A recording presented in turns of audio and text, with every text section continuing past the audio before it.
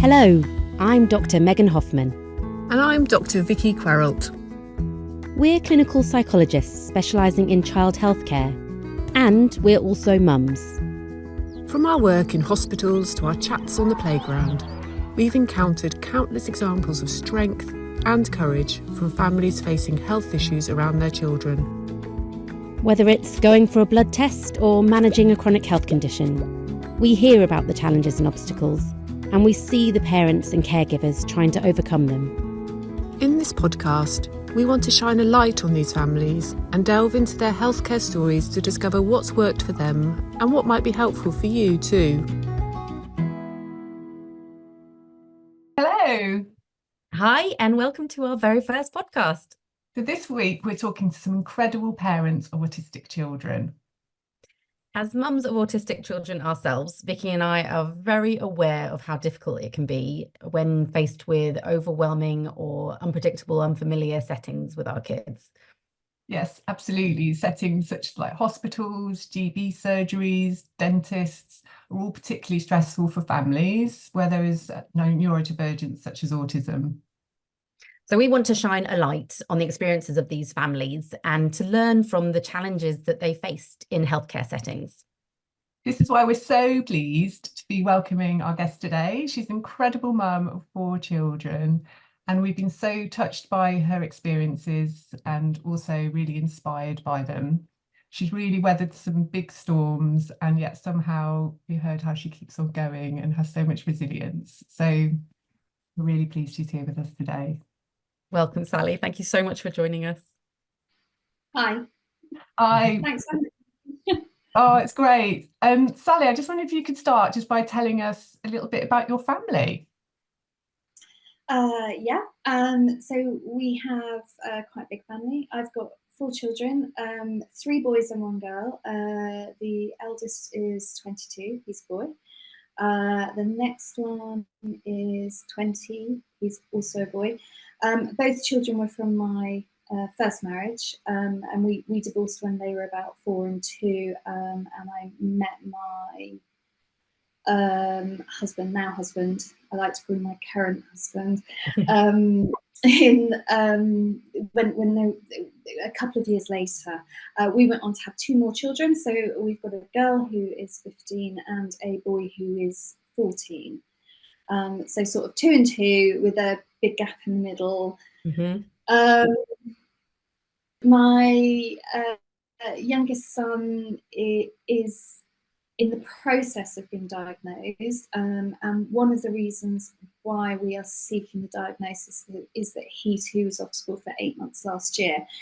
It was slightly different circumstances in that came out of his diagnosis of juvenile idiopathic arthritis, which is basically, people are probably more familiar with rheumatoid arthritis. When it's diagnosed in childhood, it's called JIA. So with that, he had a sort of a couple of years of complaining of pain. We were fobbed off by our GP at the time, who said it was growing pains, and he had a massive pain episode. We took him to A&E, and it was following on from that he was diagnosed with the arthritis. His mental health sadly then took a massive dive. And it was part of his inability to access the appointments, to he has a very exaggerated pain response, and also, you know, that his sister has been diagnosed, that we've decided to proceed with the assessments. He's very different actually to my daughter. They present the very different personalities, and this is one of the things with autism that, yeah, I think until you, I mean, they say, don't they, if you've met one autistic person, you've met one autistic person. Mm-hmm. But actually that is not how it is viewed in wider society. It has so many sort of stereotypes around it. And actually what I'm coming to conclusions is that my children don't, you know, they don't fit that standard image of a boy rocking, or, you know, my youngest is very sociable. They're both popular kids. They both have friendships. They're both slightly impulsive, I think, because of ADHD. So, you know, have the potential to step outside boundaries. Yeah. I think that's a trait, which is actually what's making me Keep you on your toes. we're all neurodiverse. It's like light pinging on all over the place. So yeah, I think with my youngest, I didn't really consider it until this hospital thing came up, and he's really struggled with it.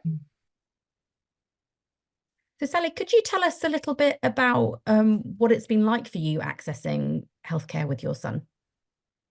But the hospital have just been so accommodating. I don't mean to be critical of the NHS, but I do find it's very hard. You know, once you're in this world, it's very hard to access anything. You know, we're paying privately for the autism ADHD assessment, which we did also for my daughter.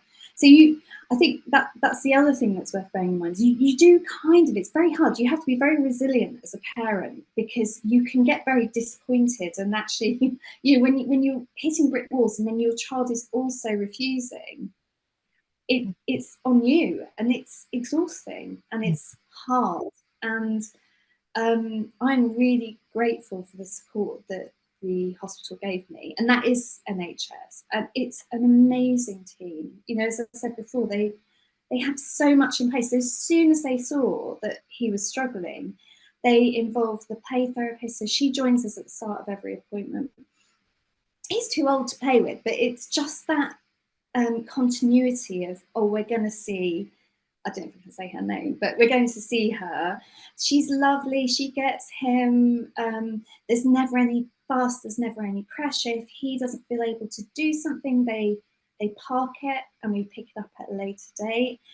I mean, all in all, it took 5 months from diagnosis for him to have his injections. And that was because the hospital was so mindful of his mental health and so aware that he needed to get comfortable before, you know, they didn't push him at all. Everything was done at his own speed. And I think that was really important for him to feel that control when he hadn't had any, you know, with the GP had originally diagnosed it as growing pains.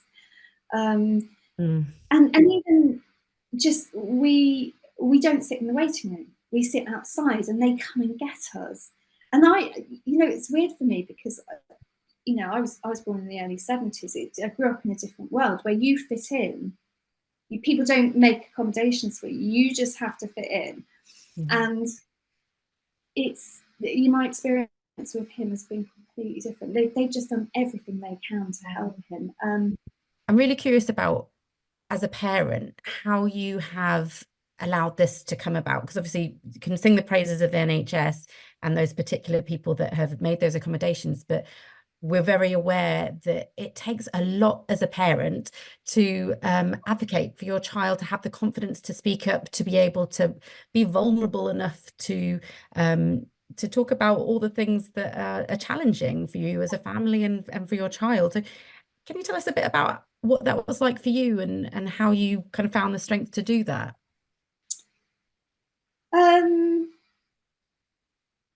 Yeah, I don't think I've done a particularly good job, which I think most parents would probably say in this situation. It's hard. It's really hard. I think for me, like, all this has happened like in the midst of my menopause, which, sorry, I know I'm going, bear with me, which I think has, you know, life is hard anyway. I'm a breast cancer survivor, so initially I wasn't allowed HRT. So I've coped with all of that. I think that's had a real effect on my personality anyway. So I don't think I did cope very well. I mean, now I look back and I think, you know, why didn't I push for a blood test? Because had he had a blood test 2 years previously, it probably would have flagged that he had an autoimmune condition, which is what JIA is. But you know what? I think I've found it hard. I find it hard all the time. I find appointments really hard. I used to do them all on my own. My husband has, you know, big important job. And actually I've had to say to him, no, I need you to come with me. I need that support to get him through this system. And that's really amazing, you know, making that realization about what I need. And just I find the whole thing very tiring. It's because people just don't understand. People don't understand what it's like having neurodiverse children. This is one of the things that's helped me so much, is being a member on groups. You know, this is what Facebook to me is all about. It's about connecting with other people in the same situation, hearing their stories, hearing what they've done, and I'm so grateful for those organisations as well. And it's giving back, isn't it? It's trying to, you know, when you're further down the road, it's helping somebody who's at the start of their journey, and you know, trying to find the information, trying to find. Yeah, I mean, I'm really struck there, Sally, by speaking about how challenging you have found it personally, and how you feel like you didn't cope along the way, but how much growth there sounds like there has been from that beginning stage of learning and being curious about his potential neurodivergence in the face of so much else going on, and finding the strength to ask for support from your partner and from the people around you. And I'm curious, you know, that I can hear quite a bit of kind of self-criticism in terms of what you could have done differently, but the outcome was that all those adaptations that the team made, and that has come from you, you know, as much as it came from maybe their realization, but it came from you being there and kind of helping it along its way. So it sounds, you know, it's resonating with my own experiences of starting off just so ignorant about about my daughter's needs, and about what I can ask for from the environment, and it just being such a long, tricky journey to get to a point where you feel more confident in advocating for them and knowing what's okay to push for. And I think when it comes to healthcare settings, what I've encountered through my work and personal experiences, that confidence it takes to talk to the health professionals in that way, it's something that maybe comes with time, with a lot of time, with a lot of support, just to be able to ask those questions. And it sounds like, you know, you've got to a place that you're a lot more comfortable with that. Is that right? Yeah, I definitely think so. I think though, actually the hospital helped me. I think actually they empowered me by their own acknowledgement that it was difficult for him. So I never felt like we were a burden, or, you know, a problematic family. I just felt like, well, they understand my son. That's really encouraging to hear, Sally. I understand your son had an MRI experience. Would you mind telling us a little bit about that, please? Oh, yeah. So I just wanted to give you a sort of, you know, a practical example of what they did. So he was nervous about it, and actually, an MRI is a weird thing, isn't it? You know, because it you know, it can be claustrophobic, I know, for people, and the noise and everything. And they sent him videos in advance, so he could watch video of it. Then we attended the hospital, not to have the MRI done, but just to have a look at the MRI machine. So he was able to see it. I was able to be in with him when he had the appointment. You know, they took much more kind of care over what he could listen to. I mean, I've had MRIs myself, and it's just, you know, it's kind of like, oh, just put the radio on, you know. But they were much, I don't know, they were more, they kind of gave him the freedom to be much more specific about his choice, you know. They were just great. And at every stage, there's no pressure. There's no, well, come on, you've got this appointment. This is an NHS appointment. You need to make it. There's a real understanding that, okay, some things he's not going to be able to manage at that time. It doesn't mean he won't later on, but perhaps he won't. He did manage to have his MRIs. He's got some in April, which I know he's already worried about because unfortunately his back is aching, so they're having to check his whole spine for arthritis. So it will be more intrusive as well because he will be fully in the machine. So again, we'll go through the videos again. I won't probably take him in advance to see the machine because he's seen it and he's been in it. But it's just, kind of drip feeding and that preparation and that sort of visual of what was going to happen and giving him autonomy and control about doing things at his own pace and sort of personalizing his journey in that preparation was really helpful for him and sort of put him at ease. And he managed to have the MRI, which is amazing. Yeah. And it sounds like, and even with the I was going to say the treatment for the arthritis at his stage. I mean, he's lucky. He actually, well, I say he's lucky. He's not lucky because it's just crap having it, but he's not as badly affected as other people. But having the injections, so he's had steroid injections into both knees, and he did that under local anaesthetic, which is amazing. Wow. At one point we were thinking he would have to go under general because he always has this strange pain response. Like I mentioned it before, he seems to feel more deeply than one would expect. Yeah. Which I guess that it's a sensory thing. So probably is something a lot of neurodivergent children have. Yes. Yeah, it's something that we're aware of with as psychologists, and obviously the interoception and kind of what they're able to sense within their bodies can be hypersensitive or hypersensitive, but also communicating about pain. And it sounds like your son can communicate well, but it's a different experience to how other people might experience it. And we know that other parents might struggle to get their child to actually be able to describe the pain or where the pain is or kind of how severe it is. And these are quite significant challenges when you're trying to explain to a healthcare professional what help is needed. So it's really interesting to hear that insight.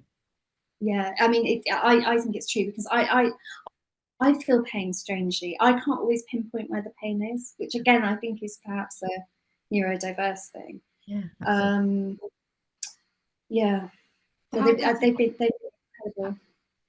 How does he communicate this pain, or what does the healthcare staff do to support him sort of communicate where the pain is or how bad it is, or those sort of things? Are you aware of that? Well, he will talk about it, but he's very shy in that environment, and he goes very introverted. So the consultant, is just lovely. I find her, honestly, she's joyful, and she's got pink hair. She's brilliant. I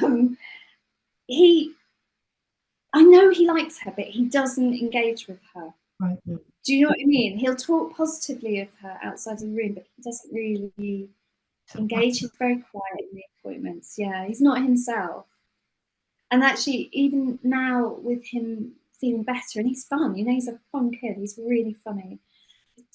I was really excited. This is a weird thing, isn't it? I was really excited the last appointment we had because he's doing so well. He's back at school full time. He's seeing all his friends. He's happy. And I was really looking forward to her seeing who he was. Do you know what I mean? Who I see. And actually he was just like really quiet again. And I was a bit like, oh, I want to see, what a difference it's made and how happy you are. But he's just obviously, he finds that environment very difficult. Oh, that really resonates with me, Sally, that I think when your child, because we've been accessing some healthcare for my daughter, and when they don't see the person necessarily you see at home, it's really hard to kind of explain, isn't it? They can be so different in different settings, your children, and it's so, I certainly found it helpful when I'm like, this is who she is, like, well, I think you've been seeing this so long. So that's great that your son felt more comfortable or was feeling better, that last time. Sally, I'm curious about, with your son being 14, like how have you navigated discussing his anxieties with the healthcare professionals kind of in front of him? I feel like that's a tricky situation where you feel like you almost could divulge too much or kind of cross a line or make him more embarrassed or more anxious. How have you navigated that one? I don't know. He doesn't seem he doesn't seem particularly bothered. I could say, or I would say to him, is that okay? You know, I mean, we had these conversations. Shall I speak on your behalf? Yes. And you know, if I say something you don't like, can you interrupt? You know, or if what I say isn't correct. We've got 2 more questions for you, if that's okay. What advice or tips would you give to other parents of autistic children accessing healthcare? I think don't hold many expectations and be patient. I mean, in terms of what works best for your child, I guess that will be an individual thing. So, I mean, I think for my son, it's being prepared, it's knowing what's going to happen. I don't think that's probably necessarily true for everybody. Some people don't want to know, do they? They'd just rather be sort of thrust in. But so it's just, you know, asking your child and listening to them and just believing them. I think that's probably, you know, really important, to believe them, because it's very easy to disbelieve a child when they're telling you something because of this whole, you know, oh, get on with it, you know, come on, crack on, only be 5 minutes, it'll be okay. But that doesn't take into account what they're actually feeling. Really listening and validating their experience. Yeah. That's really and I'm, you know, I'm still not, you know, I don't claim to be an expert at all. It's difficult, but I think those things, and as you said, advocating, just advocate. Don't think, oh, I'm being a nuisance. That's always my default. I want to, if you don't mind, just to extend that question a little bit, Sally, just to thinking about, that's such great advice you've just given for our parent listeners out there today. But I'm also curious about, what are you doing to look after yourself? So obviously listening to yourself, validating your own emotions, that is huge. But how do you soothe yourself? How do you kind of get by each day when there's so much going on and you just need to do that little bit of self-care, I guess, for want of a better expression? I don't know. I mean, I've got dogs. That helps me, walking the dogs. I mean, yeah, I'm kind of, because I'm at the stage where my kids are older and they're safe to be left, so I do have certain more freedom perhaps than you know, your other listeners. Being with friends, the support groups are incredible. You know, I just think, and it's not only you seeking help, it's you offering help. I think that giving back thing is really valuable. And you know, practicing gratitude. I know that just sounds so trite, but I just think it's amazing, and I press it. I like being in the woods. I like being in nature. I can literally feel my dial going down when I take that time. Yeah. So I suppose things like that. But I don't think I'm great at it, and I think I'm getting better. I started going to the cinema once a week with my brother. So it's little things like that, you know. It's quite cute, that, and very. It feels for me it feels a bit naughty going to see. He won't shift, so he going to the cinema, like we're going tomorrow lunchtime. It's like, it seems like really indulgent, but actually part of my difficulty, I think, with all of this has been the feeling of being trapped. And I have felt very resentful at times, that, you know, and grieving where I thought my life would be, and actually, you know, we kind of got to the stage before it all fell to pieces, where we had a bit more freedom, life was a bit easier, and then it all went wrong. You know, so we weren't able, you know, everybody was so unhappy, and, you know, they couldn't be left, and yeah. I think acknowledging, it's okay to acknowledge those things. This is not an easy journey, and just trying to be kind to yourself and actually not expect too much, and just acknowledge that it is difficult, and sometimes you're going to get it completely wrong. And Sally, it sounds like you're learning how to give yourself a bit more self-care and kind of connection with other people and find things that you find enjoying, which you need to do, don't you, to balance out that massive drive that you have to kind of look after your children and protect them and keep them well and healthy. But as you say, it's hard. Yeah. It's hard to achieve that balance and carve out that time. But there's little moments where you're walking being in nature. They're little things, aren't they? But it sounds like they're really soothing for you. Yeah, and I think it's important that parents don't think, that everybody they see isn't like, oh, this is brilliant, because it isn't. It's really hard sometimes. We're just so incredibly grateful, Sally, to sharing and being so open with us today. We're absolutely inspired and bowled over by everything that you're going through and been through, and yeah, we're so grateful. We just wanted to end, if it's okay, Sally, with a final question, which is about if you could have one wish for how hospitals or other medical settings could do things differently for autistic children, what would you wish?